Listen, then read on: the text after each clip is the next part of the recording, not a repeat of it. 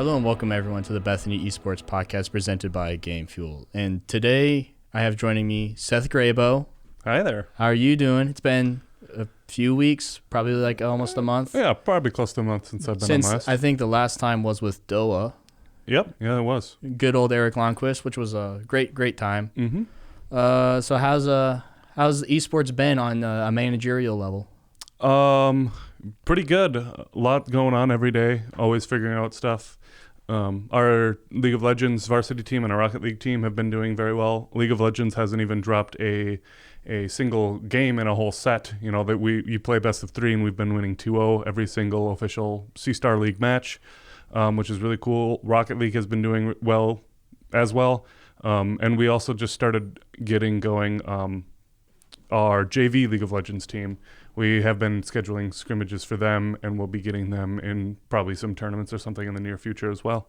So it's been busy, to say the least. So I know that professional League of Legends Worlds just finished yesterday from the time of us recording this. Mm-hmm. What has happened in the collegiate? Like, I've heard that you are a part of a league yourself that was going on, and it's about preseason. Yep. Yeah, so we are a part of C-Star, Collegiate Star League right now. They are not endorsed or anything by Riot Games for League of Legends, but they are the only company, to our knowledge, that is still hosting a tournament, a preseason tournament, basically fall semester tournament, which is of about 200 teams at the collegiate law level, the highest level of play, the highest skilled players. And we just finished our conference. We're the North Central number 2 conference, which is schools from the Dakotas, Minnesota, Iowa, Wisconsin, and Canada as well, Alberta, Canada.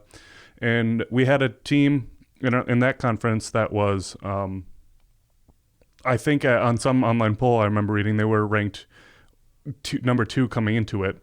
And we beat them this last Saturday.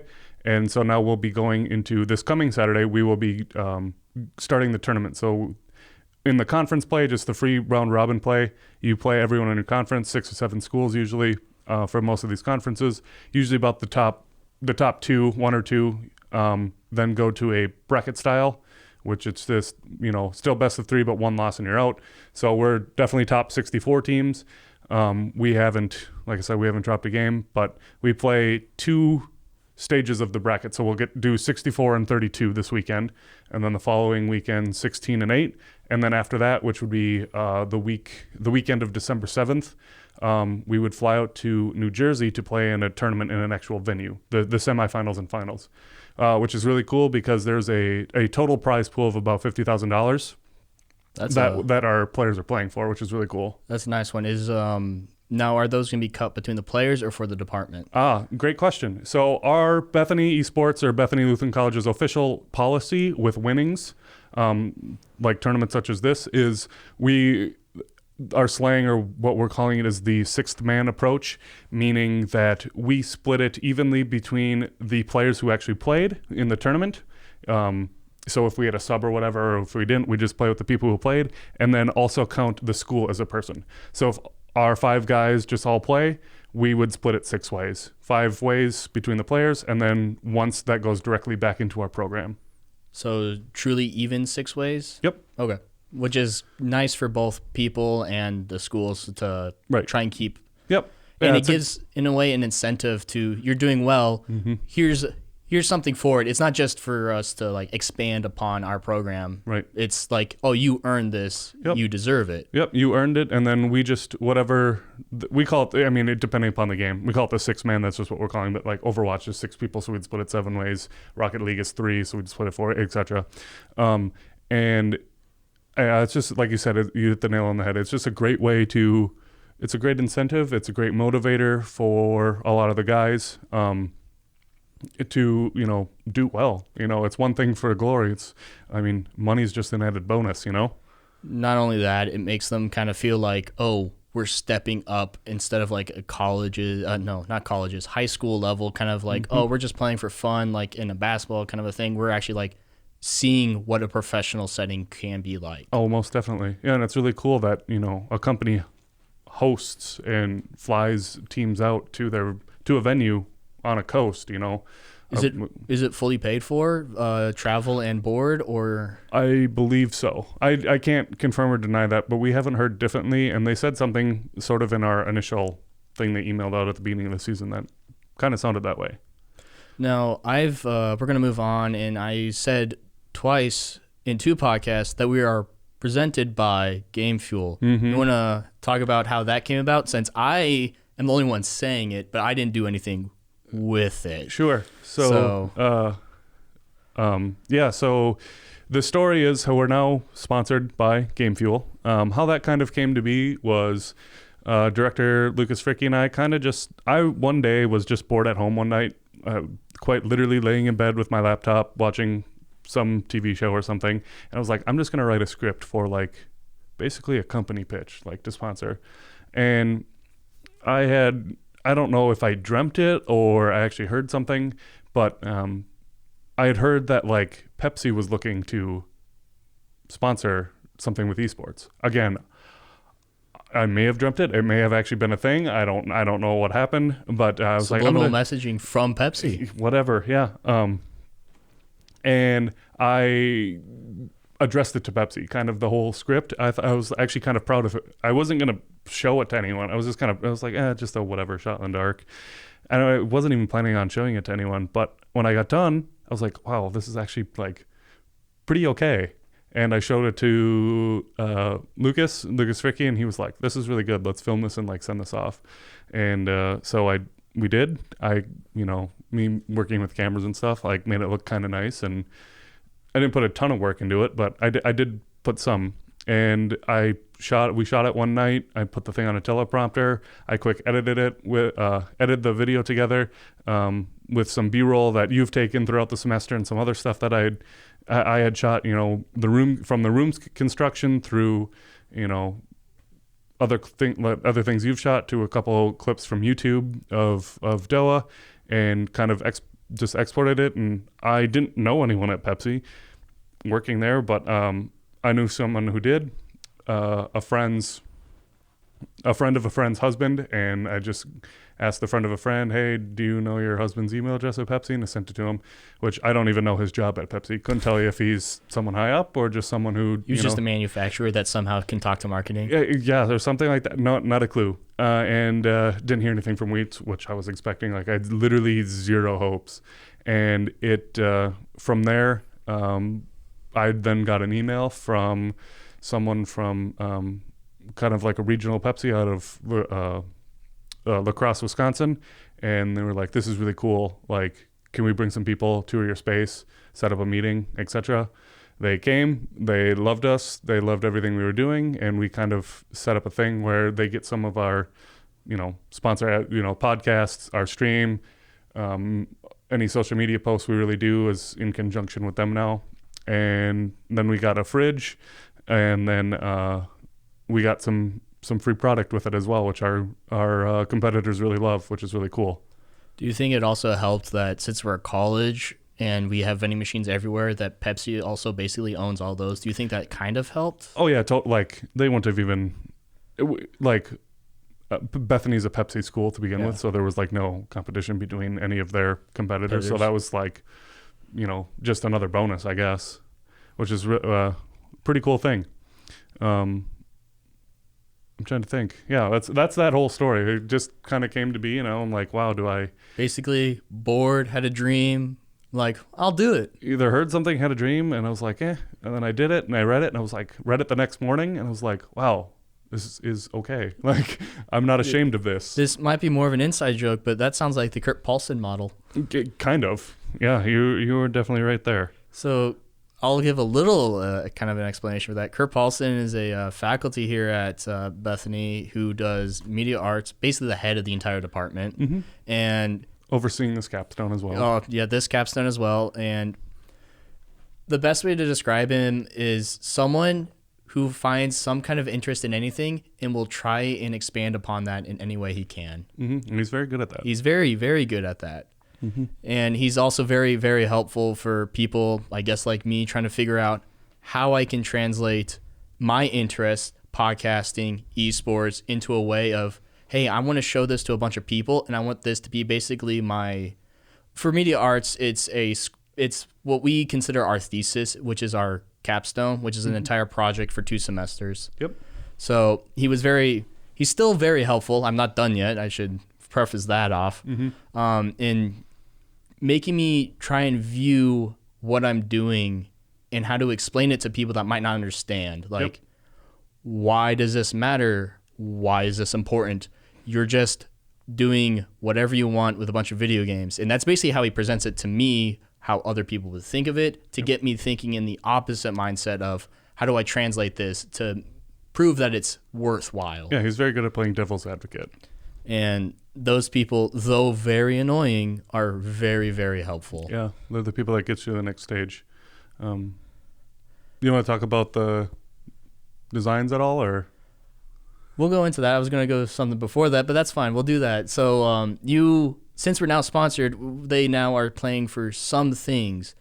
Are they designing it? Were you designing it? Because we are getting up a whole bunch of merch stuff and our own jerseys. Yep. So, yeah. So we had during our opening announcement, we had T-shirts made and that looked really cool and gave them away to whoever showed up, which was really cool. They're great T-shirts, but I mean they're not. If you were curious, those T-shirt designs are what my intro is based off of. Yep. Yeah. Exactly. The intro bumper, but we didn't have any official merch or jersey or anything in our clothing store or bookstore here on campus. And I kept begging them because I thought it'd be cool to have extra stuff around. And I'm not sure if anyone else was bugging you or you already had everyone the thought. is. Oh, I've had friends and people I graduated with when I went to Bethany of like, hey, are there hats or anything? And I was like, yeah, I'll get to it eventually, like this semester sometime. So I finally bit the bullet and just put in the work for one day and researched a bunch of graphic design companies and clothing companies and reached out to one that I thought was really cool. I actually had like a little Skype meeting with the CEO of one of the companies that designs and makes some of the jerseys for some professional teams and literally hundreds of amateur teams. And I went through their entire work one day, like literally hundreds of web pages. And it was like, wow, these are the guys. Like I said, I contacted the guy, I had a Skype meeting with him. About a week later, one of his graphic designers emailed me and said, hey, this is what I'm thinking. What do you think? And I was like, I loved it. I fell in love with it instantly. The designs aren't final, but showed it to my, other people involved in esports and other people around campus who would have a vested interest. And they're like, this is really, really, really cool. And so we're, for the most part, sticking with that design. And we have other meetings and stuff to see if other people would be willing to sponsor to get their name or their logo on the jersey, help us out financially in that aspect. But they're really cool.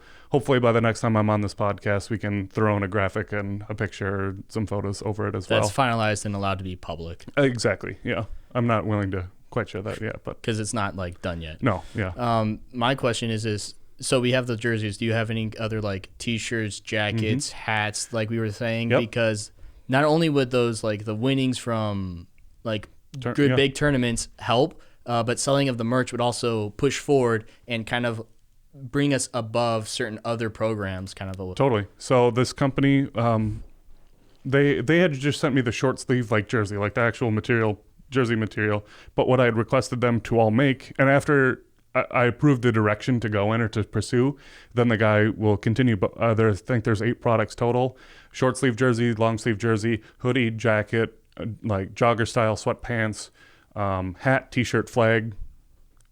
Yeah, that's 8 things. And so after I get those designs back as well, then we can move forward with there. But that's just and that'll be available to everyone. So the jerseys will be customizable with your in-game name and your first and last name and your country flag, which this will be on their online store. So any fans or anything of Bethany Esports could go onto their website, purchase it, and have it shipped to their house. And then I also had some things designed with the company that does some things with our Spirit Store, our bookstore on campus that also sells clothing. So I think there's this first fall clothing or winter clothing line. There's a black on black sweatshirt coming out, as well as flex fit hats that are black and red. So are they kind of similar to those like Nike Under Armour hats? Yep. So they're the Under Armour hats. They're flex fit. They're not flat bill or snapbacks, but they're the traditional like sports style hats, which is kind of cool. And to kind of tie in what we've already said before, we have all this merch stuff. And if you go to any kind of store, you need product shots. So I would be willing to do like a photo shoot with a bunch of players, a bunch of different models, and getting shots so that people out there can see and kind of get an idea of what it looks like before even purchasing. Yeah, totally. So not just like you have fun with photography, you have an actual like kind of job market you can kind of look for. Totally. So that's what my whole capstone was kind of thinking of. Most definitely, yeah. Now, we talked about League and talked about kind of the merch stuff. Any of the other teams? We kind of skimmed over Rocket League. How are those guys doing? Because I think there's only 3 of them. Yep, there's 3. They play 3s in Rocket League, 3-on-3. They're playing really well. I watched a couple of their matches just because I knew when they were, but then they have been winning, and then I haven't followed their schedule because how we're kind of running it for our first go-around this first semester is obviously Lucas and I oversee everything and help out where we can and helping schedule things. But for the most part, like the scrims and their other matches, where we hook them up in a Discord, like, hey, here's your average rank, like reach out, try and schedule your own things, because for 2 people who it's not like technically we don't have like super dedicated time at this, our basically trial semester of how this is going. We're kind of putting some of the responsibility on the captains of each team as well to help out, schedule things, and get people into practice and do stuff along those lines. So we're in those league for a lack of a better term. Are you planning any kind of streaming nights, any kind of broadcasting kind of a component? Because we did one streaming night, which I thought went pretty well. I apologize for my attempting to English, but do you have any plans for more stuff like that? Sure. So I had a lot of big plans to do all sorts of, above the, like not where I want to be eventually within, say a year or so. With our quality of broadcast, but I had some bigger plans to do some more involved things. But the problem is with some of the leagues, and I didn't know this is the learning curve, obviously, of joining these leagues, we're not allowed to stream games without like special permission and a million hoops to jump through for each match or each game, which was something I wasn't expecting. So the few we have streamed are all just fun scrimmages that we do, and we'll just shoot their coordinator, their director a message saying, hey, cool if we just stream this or whatever. And usually for those, they'll be fine. But with the actual tournaments, why they can't is, I don't quite understand it, but if some teams are like keeping secrets, but even though you can look up anyone's match history, it's kind of weird. But the hoops like to jump through were like at least 2 weeks in advance per each match. You have to send a thing to an administrator of our league as well as the other team, both getting permission from both of them to stream each game or to stream the games. And then also the other teams or the league have up to a week to cancel for no reason. They don't even have to give a reason. And it was just such a pain in the butt. And like I said, so many hoops to jump through. So we're just kind of letting this first semester slide, and whatever we can stream or just have the time and the manpower to do and the drive to do, we'll do. But otherwise, other than that, we haven't been able to do as much, which is, it stinks, but we're doing what we can where we can. And my mental thought of maybe the reason, given I have no clue, would be maybe like since the casters for them, if they have casters, know their team so well, they would give like comments about it, so you can maybe ghost, even though there's a 3-minute delay. So there's ideas. I don't know. There's so many factors, but it was just, if I would have had time or, known when we first got our schedule and reached out to everyone, hey, if we play, can we actually stream this and promote this and et cetera with the league and stuff. But, by the time we got sent our schedule, and then the week of we got sent the rules, and I was like, well, this can't do anything now. I don't want to break any rules our first semester of play. So. And I also found, for another factor is streaming is an actual viable thing, because that's their version, esports' version of broadcasting. OBS is a intriguingly powerful tool, but also very, I feel like, overly simplistic. Right. to where it's hard to figure out how to do certain things without the secondary monitor, which I was trying to help because I was the one running the stream. Mm-hmm. There were a few times where I misclicked a button and I turned off the stream, which I call myself out on that one. Yeah. I got it back running before the game really got into it, so it's a learning curve for everyone. I should write up on how to like proceed if you're going to do it that way, because it would be helpful for another person to, instead of relearning it, just see how it could be done. Totally. So yeah, you have any other comments about anything coming up? Not at this time, no. We just got a lot going on here, going into playoffs for Varsity League of Legends and Rocket League as well. And hopefully the next time I'm on, I can give how the results went. And so people have probably noticed we've been going more of a every other week kind of a thing. And that's mostly due to, if you've watched previous ones, we've talked to the players and we basically said the exact same questions every single time with newer people. And I felt like that was getting kind of repetitive. And I feel like people didn't want to see that much. So I wanted to spread it out so we had more content. Sure. And I'd have like this kind of a meeting. Yep. So we're going to go every other week to give more meat to it. Totally. Even if it's short, even if it's long, we just have more like stuff to talk about instead of reiterating every week. Most definitely. So this has been recorded on Monday, November 11th, 2019. And I hope to see you in the next one. Totally.